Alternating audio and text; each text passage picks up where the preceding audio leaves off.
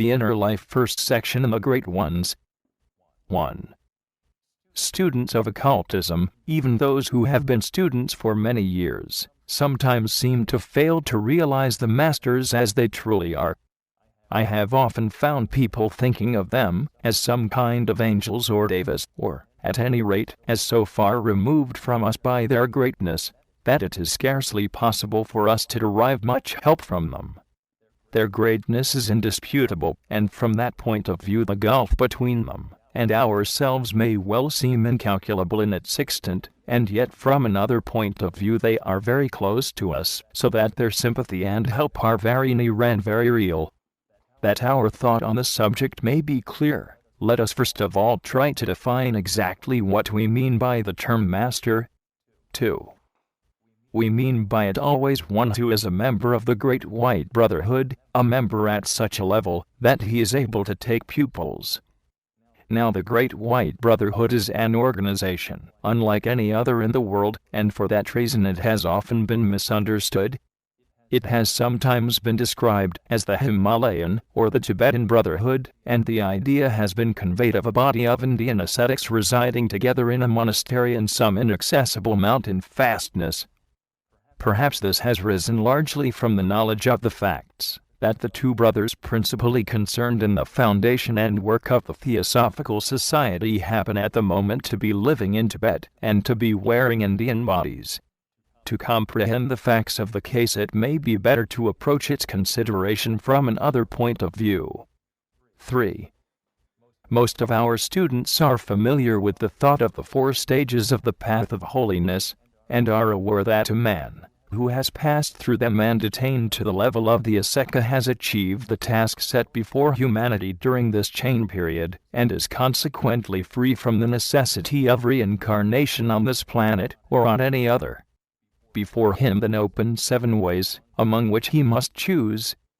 Most of them take him away from this earth into wider spheres of activity, probably connected with the solar system as a whole, so that the great majority of those members of our humanity who had already reached this goal have passed entirely out of our ken. 4.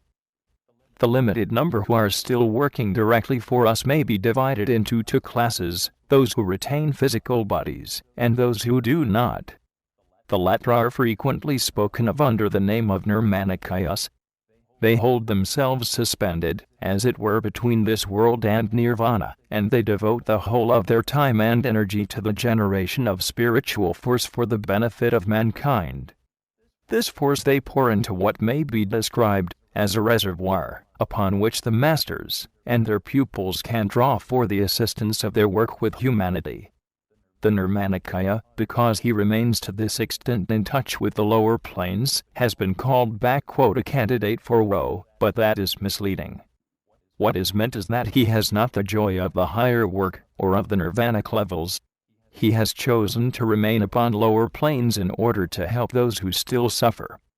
It is quite true that to come back from the higher life into this world is like going down from the fresh air and glorious sunlight into a dark and evil-smelling dungeon. But the man who does this to help someone out of that dungeon is not miserable and wretched while there, but full of the joy of helping, notwithstanding the greatness of the contrast and the terrible feeling of bondage and compression. Indeed, a man who refused such an opportunity of giving aid, when it came to him, would certainly feel far more woe afterwards, in the shape of remorse. When we have once really seen the spiritual misery of the world, and the condition of those who need such help, we can never again be careless or indifferent about it, as are those who have not seen. 5. Fortunately, those of us who have seen and realized this have ever at our command a means whereby we can quite freely and definitely help. Tiny though our efforts may be as compared with the splendid outpouring of force of the Nirmanakaya, we also can add our little drops to the great store of force in that reservoir.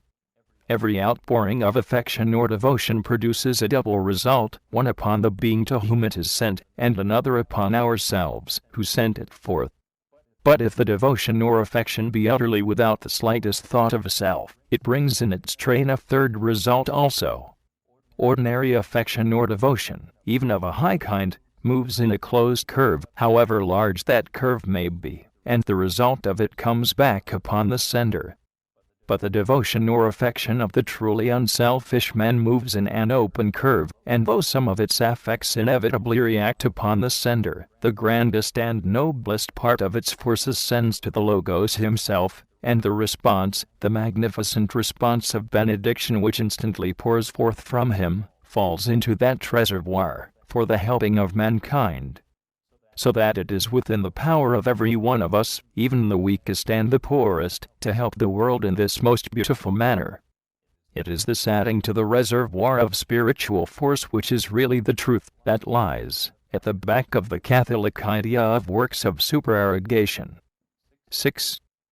The still more limited number of adepts who retain physical bodies remain in even closer touch with us, in order to fill certain offices, and to do certain work necessary for our evolution, and it is to the latter that the names of the Great White Brotherhood and the occult hierarchy have sometimes been given. They are, then, a very small number of highly advanced men belonging not to any one nation, but to the world as a whole. On the physical plane they do not live together, though they are of course in continual communication on higher planes. Since they are beyond the necessity of rebirth, when one body wears out they can choose another wherever it may be most convenient for the work they wish to do, so that we need not attach any special importance to the nationality of the bodies which they happen to be wearing at any particular time. Just now, several of those bodies are Indian, one is Tibetan, one is Chinese, two at least are English, one is Italian, one Hungarian, and one Syrian, while one was born in the island of Cyprus. As I have said, the nationality of these bodies is not a matter of importance, but I mention these in order to show that it would be a mistake to think of the ruling hierarchy as belonging exclusively to one race. 7. Reverence restrains us from saying much of the great head of this hierarchy, in whose hands is the fate of the continents, in whose name all initiations are given. He is one of the very few now remaining upon earth of the lords of the flame, the children of the fire mist, the great beings who came down from Venus nearly 18 million years ago to help and to lead the evolution of humanity on our chain. These great ones did not take bodies from our then entirely undeveloped humanity, but made for themselves bodies in appearance resembling ours by the force of their will, a kind of permanent materialization.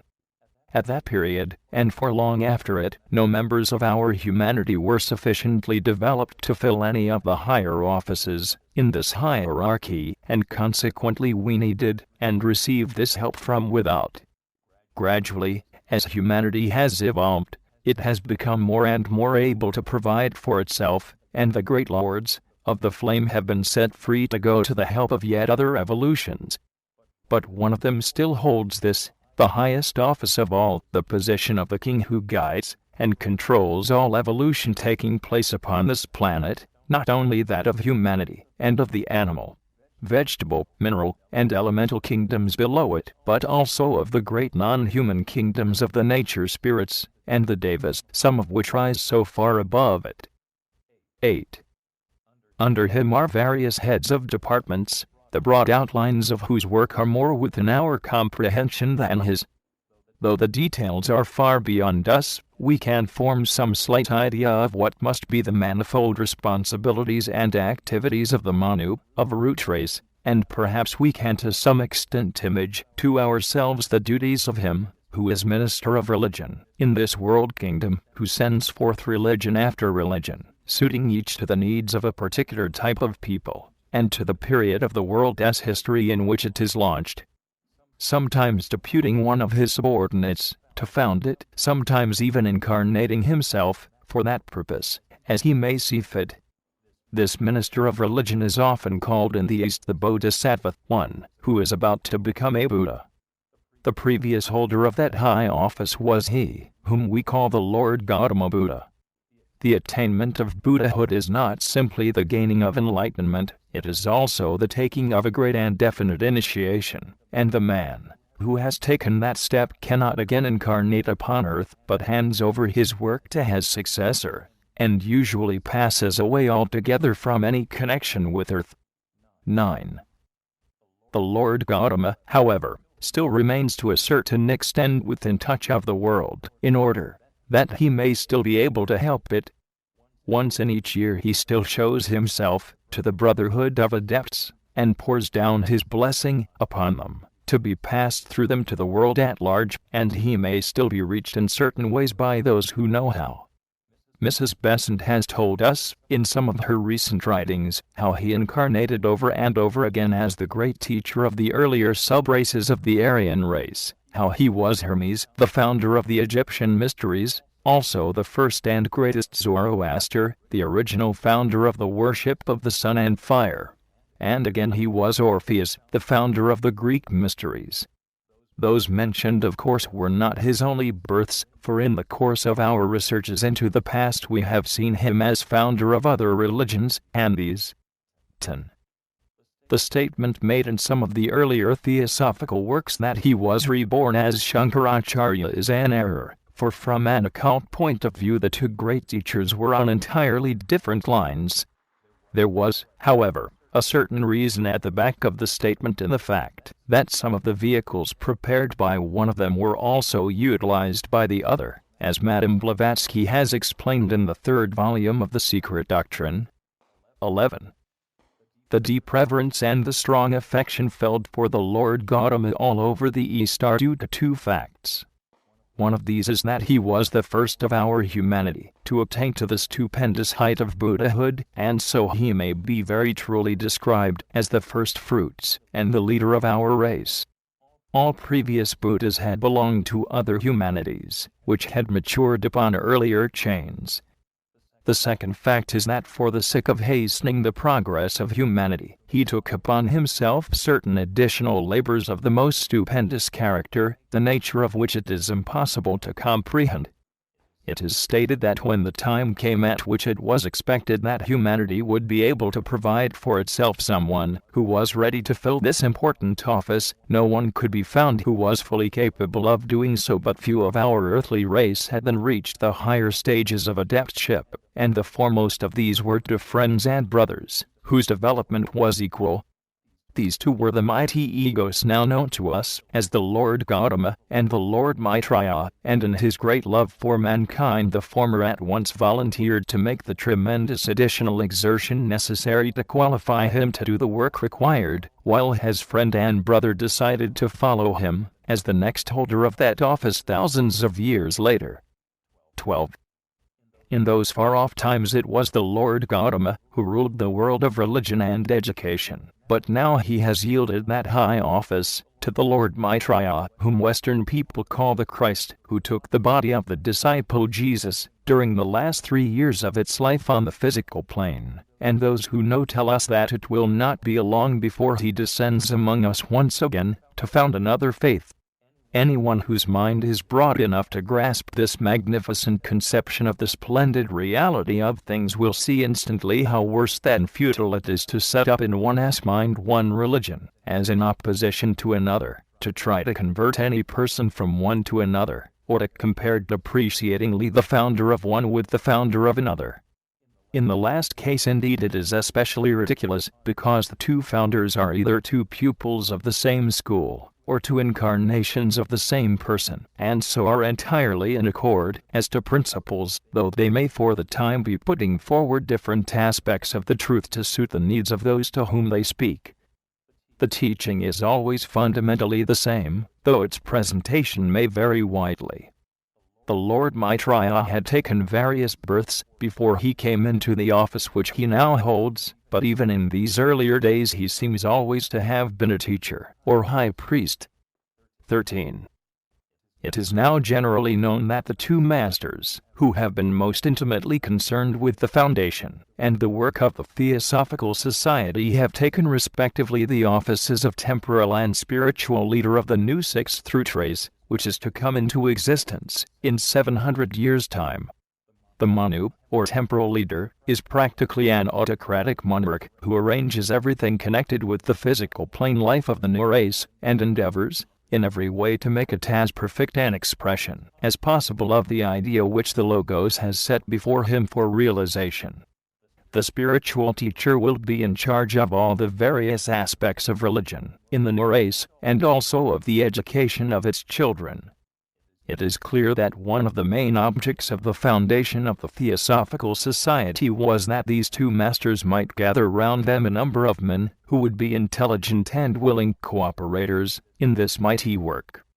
Round them will be grouped others who are now their pupils, but will by that time have attained the level of adeptship. 14. We may then set before ourselves as a goal the privilege of being chosen to serve them in this wonderful work for the world which lies before them. There will be ample opportunity for the display of all possible varieties of talent, for the work will be of the most varied character. Some of us will no doubt be attracted to one side of it and some to the other, largely according to the predominance of our affection for one or other of its great leaders. It has often been said that the characteristic of one is power, and of the other love and compassion, and this is perfectly true, though, if it is not rightly understood, it may very easily prove misleading. One of the masters concerned has been a ruler in many incarnations, and was so even in the earlier part of this one, and unquestionably royal power shows forth in his every gesture, and in the very look of his eyes, just as surely as the face of his brother adept beams ever with overflowing love and compassion. They are of different rays or types, having risen to their present level along different lines, and this fact cannot but show itself, yet we should mistake sadly if we thought of the first as in any degree less loving and compassionate, and his brother, or of the second, as lacking anything of the power possessed by the first. Other masters also will be engaged in this work, and it may well be that some of us may have made our link through one of them. 15. It is probable that even the masters, who are by name best known to you, are not so real, not so clear, not so well defined to you as they are to those of us who have had the privilege of meeting them face to face and seeing them constantly in the course of our work. Yet you should endeavor by reading and thinking of them to gain this realization, so that the masters shall become to you not vague ideals, but living men, men exactly as we are, though so enormously more advanced in every respect. They are men most emphatically, but men without failings, and so to us they seem like gods on account of the power, love, and compassion radiating from them. It is most significant that, in spite of the awe necessarily produced by the sense of this tremendous power, in their presence one never feels in the least afraid or embarrassed, but always uplifted. 16. The man who stands before one of them cannot but feel the deepest humility because of the greatness of the contrast between himself and the master. Yet with all this humility he yet feels a firm confidence in himself, for since the master, who is also man, has achieved, that achievement is clearly possible even for him. In his presence everything seems possible and even easy, and one looks back with wonder on the troubles of yesterday, unable now to comprehend why they should have caused agitation or dismay. Now at least, the man feels, there can never again be trouble, since he has seen the right proportion of things. Now he will never again forget that, however dark the clouds may be, the sun is ever shining behind them. The vibrations of the masters are so strong that only those qualities in you which harmonize with them are called out, so that you will feel the uttermost confidence and love, and the desire to be always in his presence.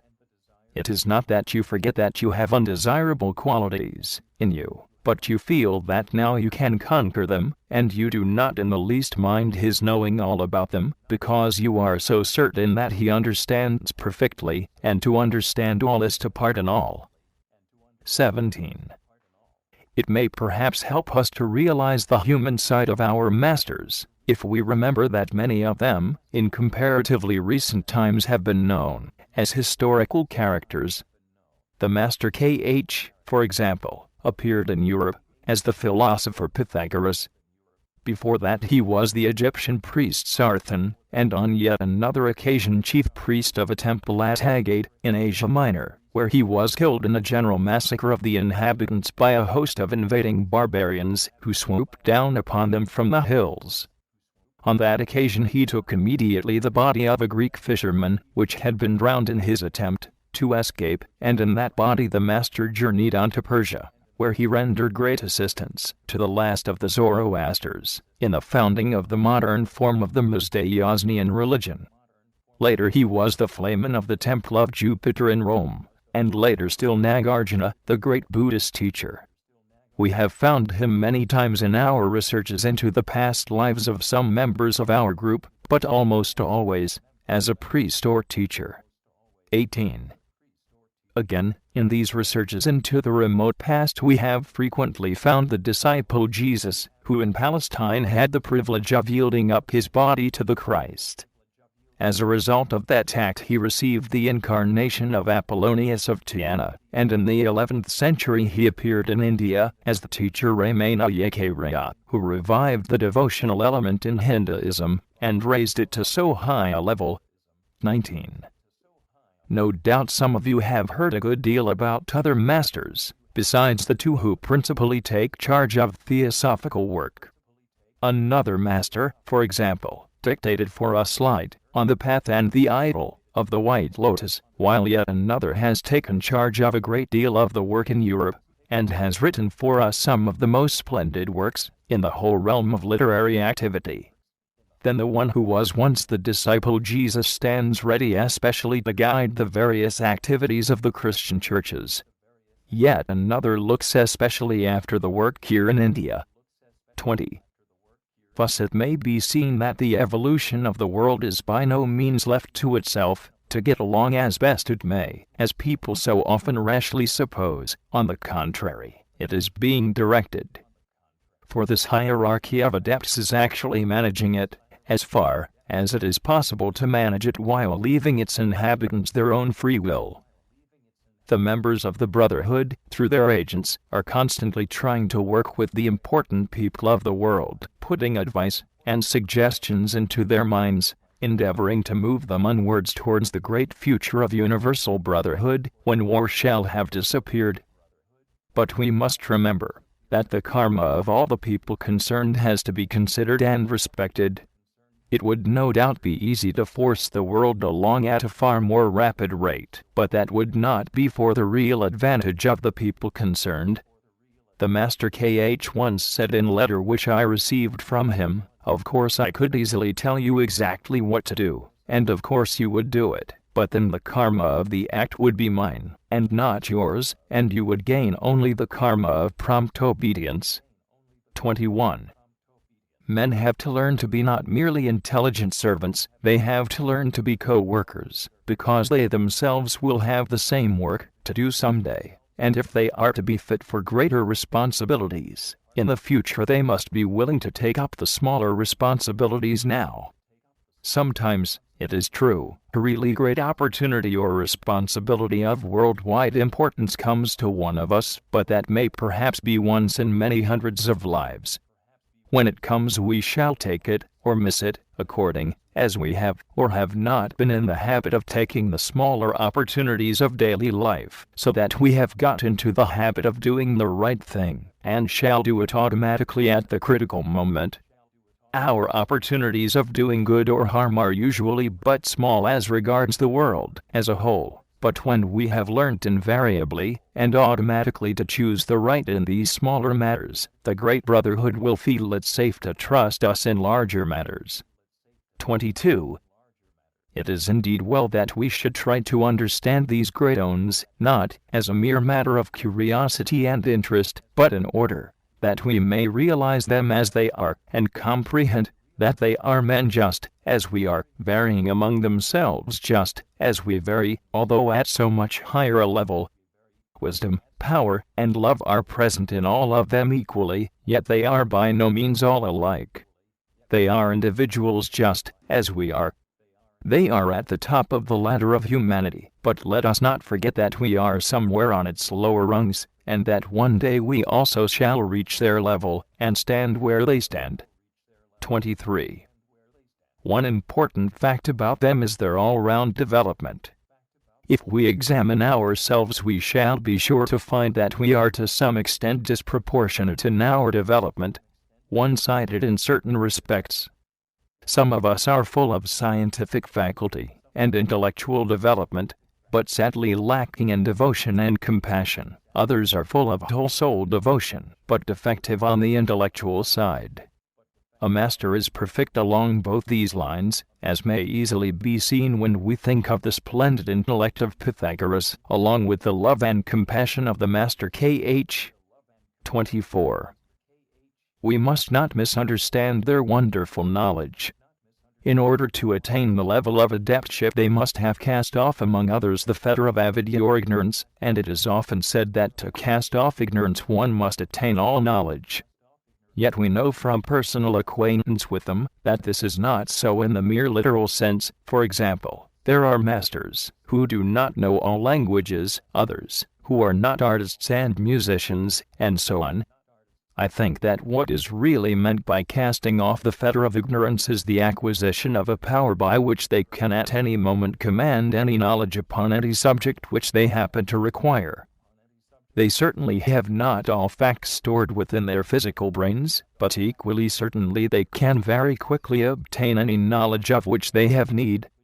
As to the question of languages, for example, if a master wishes to write a letter in a language which he does not know, he very frequently employs the brain of a pupil, who is acquainted with that language, throwing the ideas into that pupil's brain, and then employing the words in which he sees them clothe themselves. If a man speaks to them, in a language which they do not understand, they can instantly grasp on the mental plane the thought that lies behind the incomprehensible words. 25. UE0 It is often asked whether an ordinary man who met a master on the physical plane would instantly recognize him as such. I do not see any reason why he should. He would certainly find the adept impressive, noble, dignified, holy and serene. He could hardly fail to recognize that he was in the presence of a remarkable man, but to know certainly that that man was an adept it would be necessary to see his causal body, which of course the ordinary man could not do. In that causal body the development would show by its greatly increased size, and by a special arrangement of the colors, which would differ for each of the 7 great types. But all this would be quite out of the reach of the ordinary man, whom we are postulating. 26. Adepts have no definite external peculiarities by which they may be recognized, though there is a great calmness and benevolence common to them all. Their faces are stamped always with a joyous serenity, the peace which passeth all understanding. Most of them are distinctly handsome men, because their physical bodies are perfect, for they live in an absolutely hygienic way, and above all they never worry about anything. In the case of most of us there is still a great deal of karma of various kinds to be worked out, and among other things this modifies the appearance of our physical bodies. In their case all karma is long ago exhausted, and consequently the physical body is a perfect expression on the physical plane of the ajoides, or glorified body of the ego. Not only therefore is the body of a master usually splendidly handsome, but also any new body that he may take in a subsequent incarnation will be an almost exact reproduction of the old one, because there is nothing to modify it. 27. Another remarkable fact is that they are able to preserve their physical bodies very much longer than we can, owing no doubt to the perfect health and absence of worry which we have already mentioned. Almost all of the masters whom we know appear as men in the prime of life, yet in many cases there is testimony to prove that their physical bodies must have long passed the ordinary age of man. I have heard Madame Blavatsky say that her master as he appears now does not look a day older than when she first saw him, in her childhood 60 years before. In one case only, that of a master who has recently attained adeptship, in the body which he is still wearing, there is a certain ruggedness in the face, which is doubtless the result of some remainder of past karma brought over into this incarnation, but I think we may feel sure that when he chooses to take another body that characteristic will not persist. 28. Probably they are more silent than most men. Busy people have not much time for casual talk, and they are out of all proportion the busiest people in the world. Their pupil Madame Blavatsky was the most brilliant conversationalist that I have ever met, but she never made talk for the sake of making it. So with them, a master never speaks without a definite object in view, and his object is always to encourage, to help or to warn. He speaks always gently, and with the greatest kindness, though he often betrays a very keen sense of humor, yet the humor itself is always of the kindly order, and is used never to wound, but always to lighten the troubles of the way, or to soften some necessary rebuke. Certainly a man who has no sense of humor would not be likely to make much progress in occult matters. 29. The number of adepts who retain physical bodies in order to help the evolution of the world is but small, perhaps some 50 or 60 in all. But it must be remembered that the great majority of these do not take pupils, as they are engaged in quite other work. Madame Blavatsky employed the term adept very loosely, for in one place she actually speaks of adepts who have been initiated and adepts who have not been initiated. In all later writings we have reserved the word initiate for those who have passed at least the first of the four great stages upon the path of holiness, and the word adept we have restricted to those who have attained the ascetical level and so have finished the evolution required of them in this chain of worlds. The consciousness of the asceta rests normally upon the nirvanic or atmic plane, while his physical body is awake. But out of the number who have already attained adeptship, only the very small proportion above mentioned retain physical bodies and remain in touch with the earth in order to help it, and out of this a still smaller proportion are willing under certain conditions to accept men as pupils or apprentices, and it is to these last, the smallest number, only that we give the name of masters. Yet few though they be, their office is of incalculable importance, since without their aid it would be impossible for man to enter the portals of initiation. 30.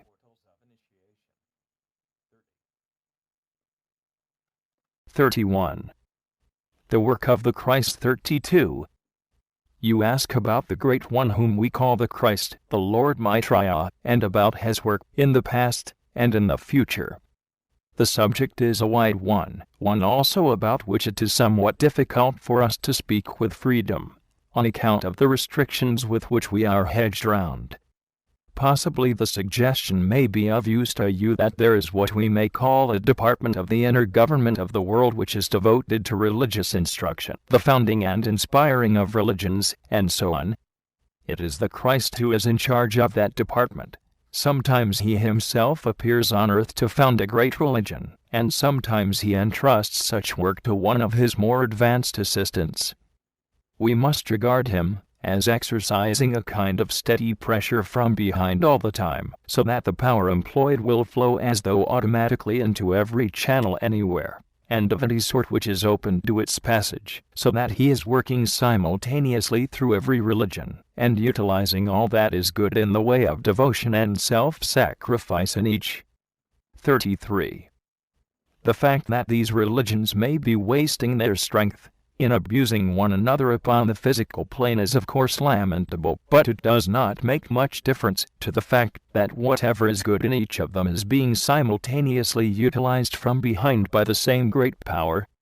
This is true, of course, of all movements in the world. Every ounce of the good in them is being used as a channel, while the evil in them is in each case just so much regrettable waste of force which might have been utilized if the people had been more sensible. The section in the secret doctrine entitled The Mystery of Buddha gives a good deal of information as to the relations between the heads of this department of religion, and it may give some useful hints as to the Christ also. This is a subject of paramount interest to the members of our society, since one of our masters has a specially close relation with that department. 34. As to the approaching advent of the Christ and the work which he has to do, you cannot do better than read Mrs. Besant's book on the changing world. The time of his advent is not far distant, and the very body which he will take is even already born among us. 35. All this was decided many thousands of years ago, some of it decided apparently in minute details, though it would seem that there is a good deal of flexibility with regard to other points. The utter certainty with which these great ones lay their plans many thousands of years ahead is one of the most wonderful features of this stupendous work that they do. Sometimes it is open to those of us who have been able to develop the faculties of the higher planes to be allowed a glimpse of their mighty schemes, to witness the lifting of a tiny corner of the veil which shrouds the future. Sometimes also we have glimpsed their plans in another way, for in looking back into the records of the distant past we have found them making prophecies, the fulfillment of which is even now passing before our eyes. 36. I know of nothing more stirring, more absorbingly interesting, than such a glimpse. The splendor, the colossal magnitude, of their plans takes away one's breath, yet even more impressive is the calm dignity, the utter certainty, of it all.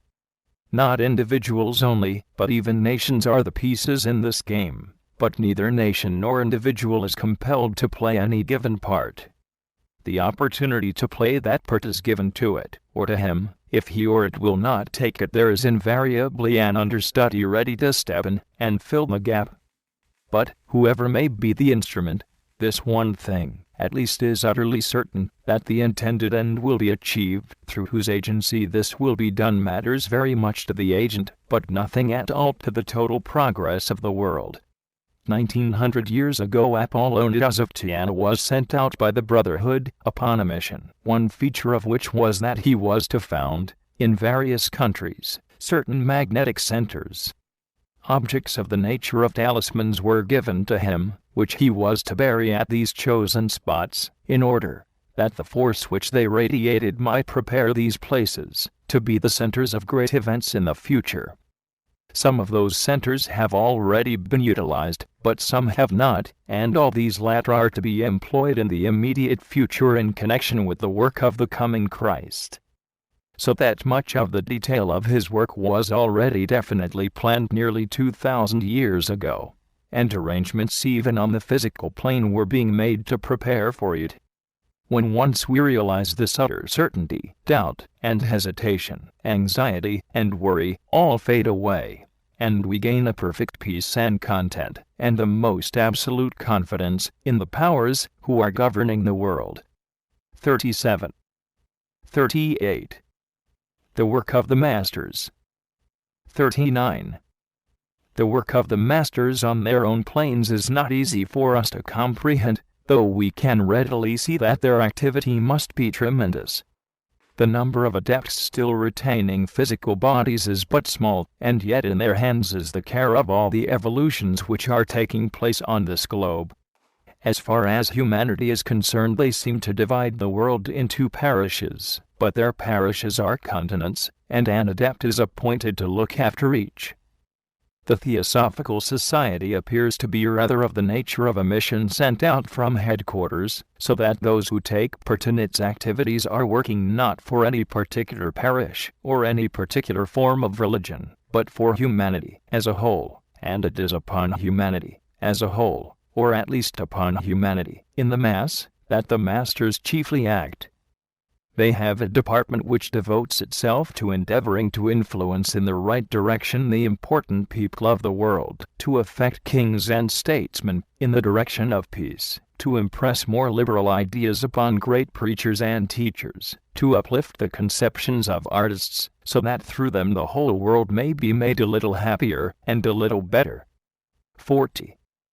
But the working of such departments as these is mainly entrusted to their pupils, they themselves dealing rather with the egos in their causal bodies. They devote themselves to pouring spiritual influence upon them, raying out upon them as the sunlight radiates upon the flowers, and thereby evoking from them all that is noblest and best in them, and so promoting their growth.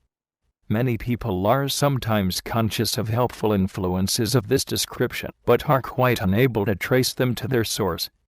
The causal body of the average man has as yet almost no consciousness of anything external to itself on its own plane. It is very much in the condition of the chicken within the egg, which is entirely unconscious of the source of the heat which nevertheless stimulates its growth. When any person reaches the stage where he breaks through his shell and becomes capable of some sort of response, the whole process takes on a different form and is enormously quickened. Even the group souls of animals on the lower part of the mental plane are greatly affected and assisted by such influence, for like sunlight the force floods the entire plane, and affects to some extent everything which is within its radius. In pouring out this force the masters frequently take advantage of special occasions, and of places where there is some strong magnetic center, where some holy man has lived and died, or where some relics of such a person create a suitable atmosphere. They take advantage of such conditions and cause their own force to radiate along the channels which are already prepared. When some vast assemblage of pilgrims comes together in a receptive attitude, again they take advantage of the occasion by pouring their forces out upon the people through the channels by means of which they have been taught to expect help and blessing. 41. It is owing to assistance of this nature given to us from above that humanity has progressed even to its present position.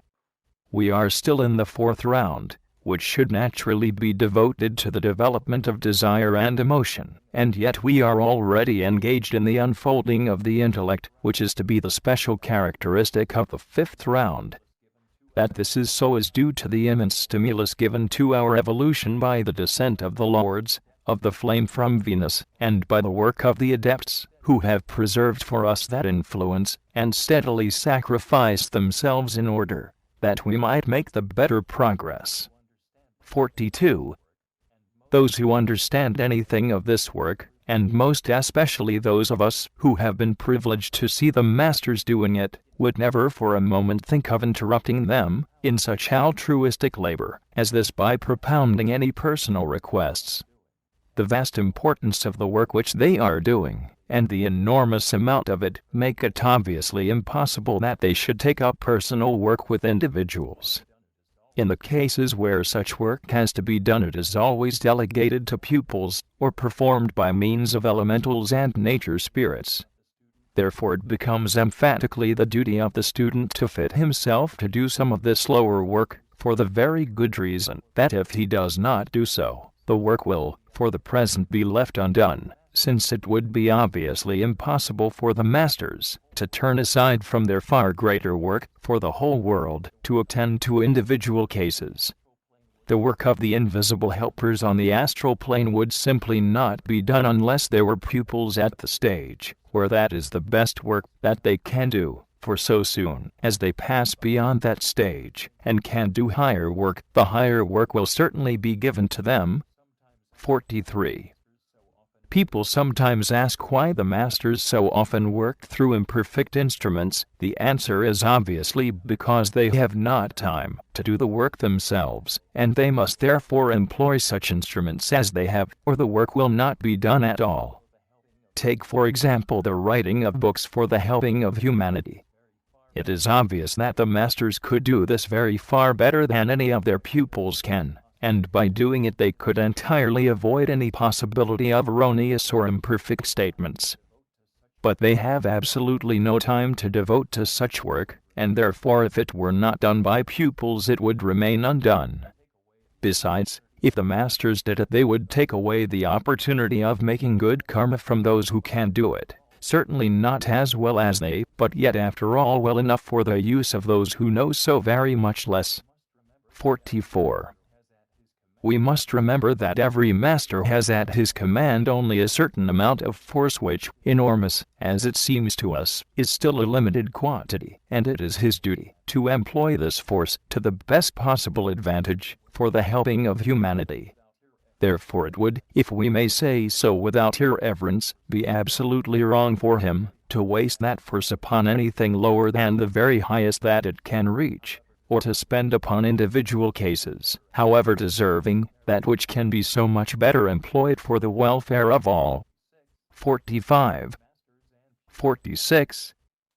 Masters and pupils. 47.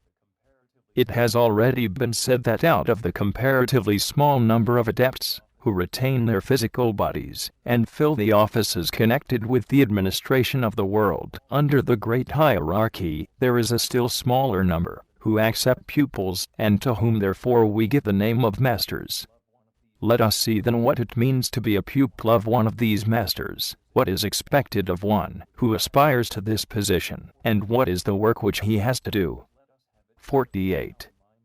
First, let us have it clearly in our minds that the masters have absolutely dedicated themselves to the service of humanity, and that they are utterly absorbed in the work to the entire exclusion of every other consideration. In speaking to you on this subject before, I have mentioned that a master has only a certain definite amount of force to expend, and that though the amount of that force seems to us almost incalculable, he is nevertheless exceedingly careful to use every ounce of it to the best possible advantage. Obviously, to take in hand and instruct a pupil will make some demand upon his time and upon this store of energy, and since he regards everything from the standpoint of its use in regard to the promotion of evolution, he will not expend this time and energy upon any man, unless he can see that it is a good investment. 49. He will take a man as a pupil, or perhaps we should rather say, as an apprentice, when he sees that the amount of time and strength spent in training him will produce more result eventually than any other way of expending the same amount, but not otherwise. For example, a man might have many qualifications which would make him useful as an assistant, but at the same time some one great fault which would be a constant obstacle in his way, which would nullify much of the good that he might otherwise do. No master would accept such a man as a pupil, but he might say to him, "Go to work and conquer that special fault of yours, and when you have succeeded I will take you as my assistant, and will train you further." 50. So many of our earnest students are full of the most benevolent and altruistic feeling, and, knowing themselves to be in this way very different from the majority of mankind, they sometimes say to themselves, "I am so deeply anxious to work for humanity, why will not the master take me in hand and train me?" 51. Let us face the facts boldly.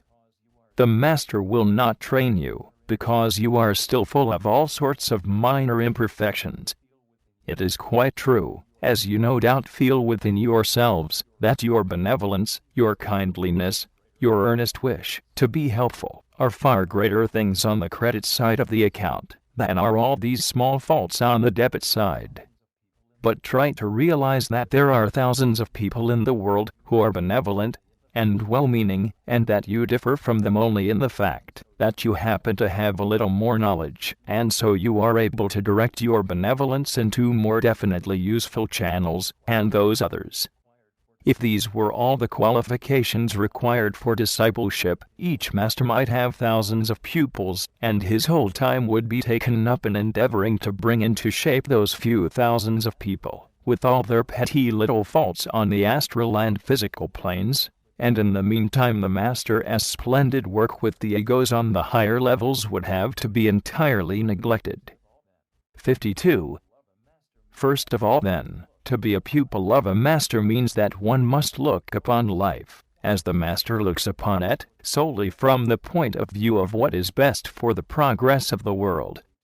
The pupil must be prepared absolutely to forget himself, to sink his personality entirely, and he must understand that this is not a mere poetical figure, or a fashion of speech, but that it means just exactly what it says, that he must have no personal desires whatsoever, and must be willing to order the whole of his life according to the work that he has to do.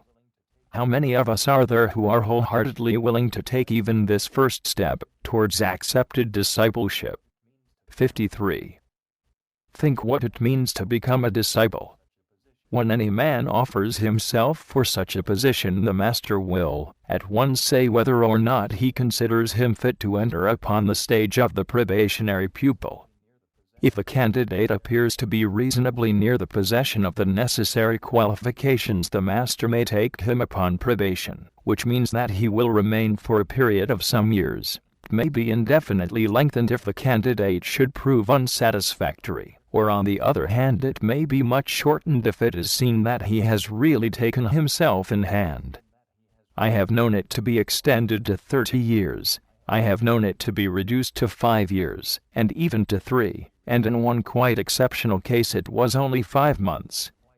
During this period of probation the pupil is not in any sense in any kind of direct communication with the master. He is little likely to hear or to see anything of him. Nor as a general rule are any special trials or difficulties put in his way. He is simply carefully watched in his attitude towards all the little daily troubles of life. For convenience of observation the master makes what is called a living image of each such probationary pupil, that is to say, an exact duplicate of the man's astral and mental bodies. This image he keeps in a place where he can easily reach it, and he places it in magnetic rapport with the man himself, so that every modification of thought or of feeling in the man's own vehicles is faithfully reproduced in the image. These images are examined daily by the master, who in this way obtains with the least possible trouble a perfectly accurate record of his prospective pupil's thoughts and feelings, and from this he is able to decide when he can take him into the far closer relationship of the second stage, that of the accepted pupil. 54. Remember that the master is a channel for the distribution of the forces of the logos, and not indeed a mere unconscious channel, but a keenly intelligent cooperator, and he is this because he is himself consciously a part of the logos. Just in the same way at a lower level the accepted pupil is a channel of the forces of the master, but he, too, must be not an unconscious channel, but an intelligent cooperator, and in order to be this he must also become virtually part of the consciousness of the master. 55. An accepted pupil is taken into his master's consciousness to so great an extent that whatever he sees or hears is within the knowledge of his master, not that the master necessarily sees or hears it at the same moment, though that often happens, but that it lies within the master's memory exactly as it does within the memory of the pupil. Whatever the pupil feels or thinks is within the astral and mental bodies of his master. When we realize all that this means, we see very clearly why it would be utterly impossible for the master to accept any pupil, until the pupil's thoughts and feelings were such as the master would wish to harbor within himself. 56. It unfortunately sometimes happens that there comes into the mind of the pupil some thought which is not fit to be harbored by the master, and as soon as the master feels that, he at once erects a barrier and shuts off from himself that vibration, but to do this diverts his attention for a moment from his other work, and takes a certain amount of energy. Once more we see clearly that it would be impossible for a master to take into such a relation with himself one who often indulged in thoughts unfit for the master's mind, to have to be continually, or even frequently turned aside from his work in order to shut off undesirable thoughts or feelings would clearly be a quite intolerable tax upon the master's time and strength. 57.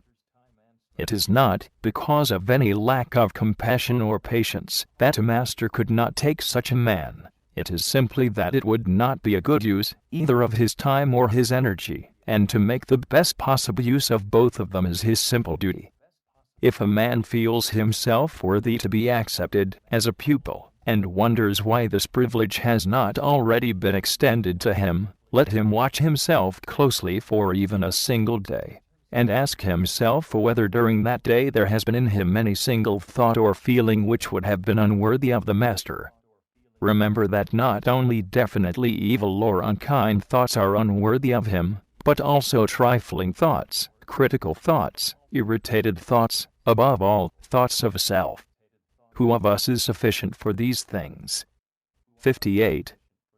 The effect which the master seeks to produce by this wonderfully close association is the harmonizing and attuning of the pupil's vehicles, the same result which an Indian teacher tries to gain by keeping his disciples always in the neighborhood physically.